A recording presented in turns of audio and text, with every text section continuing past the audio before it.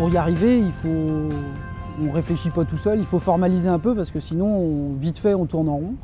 Et donc là, il y a des aides qui existent dans ce secteur-là, il y a des organismes qui guident les gens dans cette réflexion qui n'est pas forcément naturelle, hein, parce que il faut se poser les bonnes questions pour avoir les bonnes réponses. Donc là, les bonnes questions, les professionnels ne les ont pas forcément. Les bonnes réponses, par contre, c'est forcément eux qui les ont et c'est à eux de les apporter.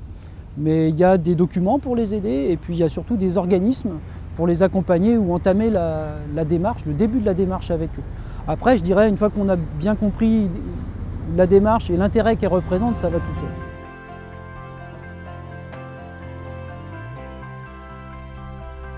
Le document unique, en fait, ça s'est présenté, je suis passé un jour au comité local et puis on m'a dit qu'il y avait un nouveau document qu'il allait falloir remplir dans les années à venir et puis que c'était obligatoire. Je me dis, oh, c'est rasant,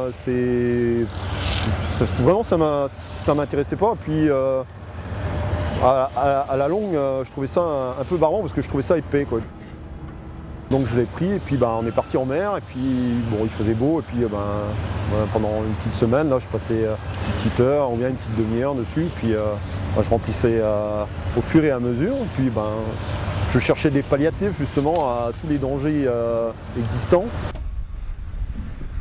Ça permet en fait d'avoir une réflexion parce que tous les bateaux ne sont pas identiques suivant dans l'espace et dans les aménagements et puis sur les façons de travailler. Donc je pense que chaque document unique, comme on dit, il est unique parce que c'est une entreprise à part entière. Dans l'ensemble, en fait, c'est le même document, mais les risques ne sont pas les mêmes pour chaque type de navire.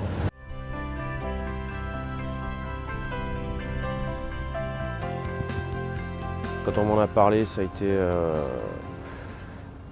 c'était une remise en question de tout ce qui est sécurité à bord.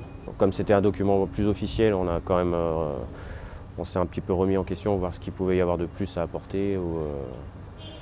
Et voilà, on s'est essentiellement reconsidéré les risques à bord. On a essayé de faire en sorte de faire un diagnostic à 3. Ensuite, on a consulté d'autres personnes qui avaient aussi une certaine expérience, voir ce qu'eux en pensaient. Quand on a fait les travaux, on a fait une grosse refonte. Donc on a remis pas mal de choses à plat.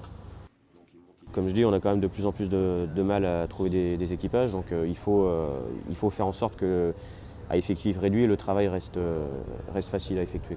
C'est vrai que de plus en plus maintenant, quand il y a un problème, on a tendance à se faire attaquer par les familles des gars parce qu'ils ne comprennent pas que ça reste un métier à risque. Enfin, ils comprennent, mais ils n'acceptent pas l'accident.